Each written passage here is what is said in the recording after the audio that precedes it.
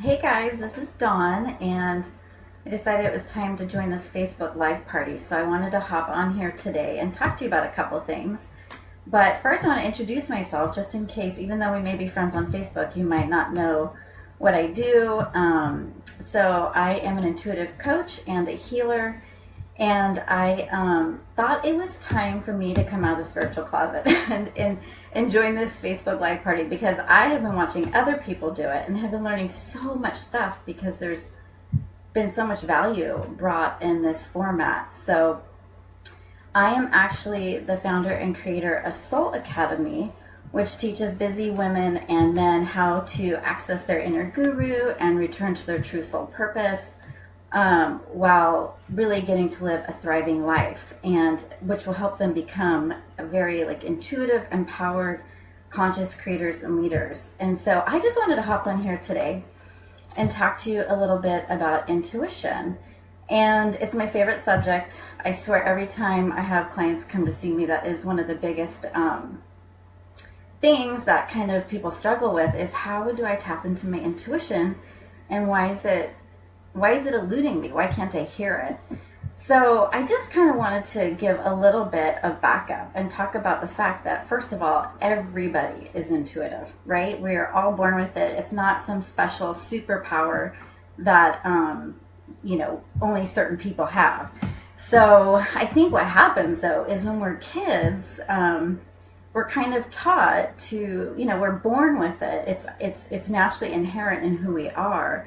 And then what happens is kind of just like, and I have to say, I do this to my kids sometimes. So when they cry or when they get upset, I notice, I say to my kids, stop, stop crying, don't do that. And they stop, it's almost like telling them, don't feel what you're feeling. And intuition is so tied into how we feel. So if we're not allowing ourselves to feel, it's really tough to access it. And as adults, we're kind of being, all of us have been brought up in this society that we're taught to really manage our emotions and the way we feel.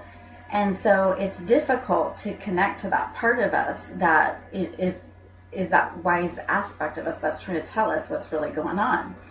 So back to, so with kids, everybody's born with it, but since we might get told to kind of turn it off or not listen to it, we stop. We get kind of programmed that it's not the right thing to do to listen to our energy, how we feel.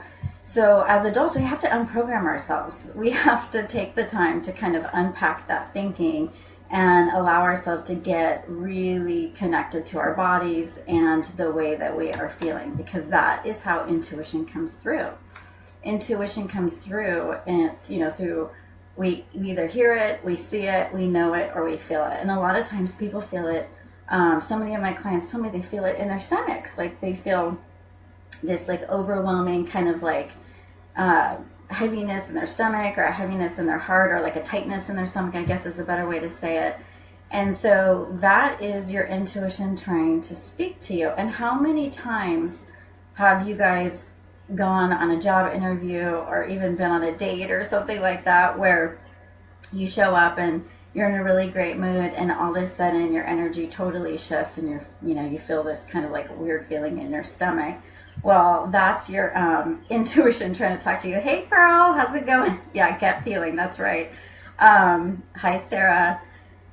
So anyways, our body is the barometer of our soul. That's what I always tell my clients. And in order to access what our soul is trying to tell us, we have to listen to our feelings. So it's really important, especially one of the things I'm trying to do, if you guys are parents out there, is I'm trying to be aware that when my daughters start to kind of get overwhelmed or flip out and start to show a lot of emotion, instead of saying, hey, stop crying, I just try to help them identify what they're feeling. Because if you can identify, are you angry? Are you upset? What's going on right now? Then you're teaching them that it's okay to feel, and it's okay to own your energy. Because kids from 0 to 7, all they feel is energy. They don't have the rational part of their brain that helps them make sense of the logical story of what's really going on around them. So anyways, as adults, once we start to give ourselves permission to feel, we can really start to tap into what our intuition is trying to tell us. And intuition is interesting because it's not something that, it depends on how it works for you, but it's not something where you get like the full picture of what's going on. It kind of, when you're tuned in to your intuition, you'll just get, it's almost like, think of it a long road and it just lights up the next step. So when you're tuning in, it's just like the next step, the next step. And one of the kind of easy ways to know if you're doing the right thing is when you tune into something. So let's say you were going on a job interview and every step of the way you're feeling super excited in your body and it feels really light, really, just really good. Then you know that you're really following your intuition. If it feels heavy and it feels kind of, like I said, tight, or you feel constricted in your heart, that's your sign that you're not in alignment with your soul's energy. So I just want to give you a few tips on how to, like 3 tips, let's say, on how to start listening to your intuition. And one of them is pay attention to your body. Just get in your body. It's so crazy how many times we're not even in our body. We're like completely checked out. Like how, we're driving and we go from one place to another and we realize halfway through it, like, how did I even get here? That's because we're not in our body.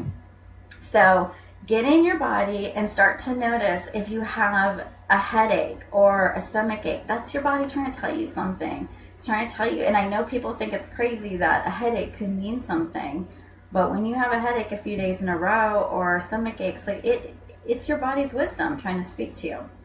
So listen to your body, number 1, and try to start asking questions. Be a detective of your body and ask yourself, where is this?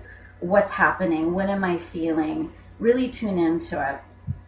And then second, just be quiet. We cannot access our intuition in a busy setting all the time. We're so conditioned that we need to be constantly doing something. We need to always be on the go and all this kind of stuff. And it's actually, people think that's really cool to say, I'm super busy and I'm slammed and I don't have any time. And I find myself saying this sometimes, and it's actually not that cool because our greatest insights come through being quiet and listening to ourselves. So if you give yourself the space to meditate, to take 10 minutes, hey Artemisa, how are you, hun? And listen, and be quiet. And one of my favorite techniques to start accessing intuition through meditation is to ask a question. So when you ask a question, it's like you're co-creating, you're working with the energy of the universe.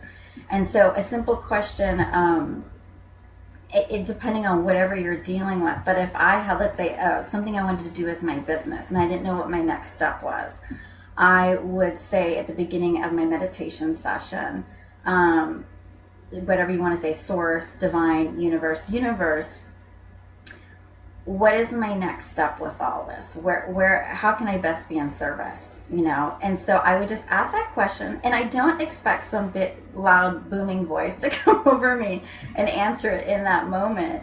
I give myself the meditation, and then throughout the day, I notice that I'll get inspired action. Like these thoughts will come through and I will think, oh, hey, I need to reach out to that person, or I need to go and go to this coffee shop, and then I'll run into an old friend or a client and connect with them. So it's really about, once you ask the question in a meditation session, to follow the inspiration that comes through, because intuition and inspiration are very directly linked. Okay, they're very connected. And then lastly, I would say to really tap into your intuition is get outside. When we are in nature, it naturally detoxifies us. And I am so lucky because I live in San Diego, where I'm so close to the beach and I'm so close to the mountains and all that kind of stuff. So give yourself the opportunity wherever you live to take time and connect with nature, because there is a certain vibrational frequency of the energy of whether it's the ocean or a forest, mountains. And you'll find that your heart naturally just quiets, and it just feels like you can think probably better, and your body just really starts to connect to the surroundings. So give yourself that space, because when we are in nature, our bodies you'll start to hear more things. You'll start to really resonate, and the intuition will be easier for it to kind of download and come through. So those are 3 ways that I would start to access your intuition. And we all know the cost of not listening to it, right? Is missing out on opportunities, not feeling connected to ourselves. I mean, there's so many reasons why we should listen to our intuition. And if you want to learn more, definitely connect with me. And my Soul Academy is going to be starting next month, and it's a great opportunity. There's so many things that are involved within it, but a great opportunity to really learn how to live an intuitive, thriving lifestyle. So thanks for spending this time with me, and I look forward to doing more of these Facebook Lives. Have a good day, you guys.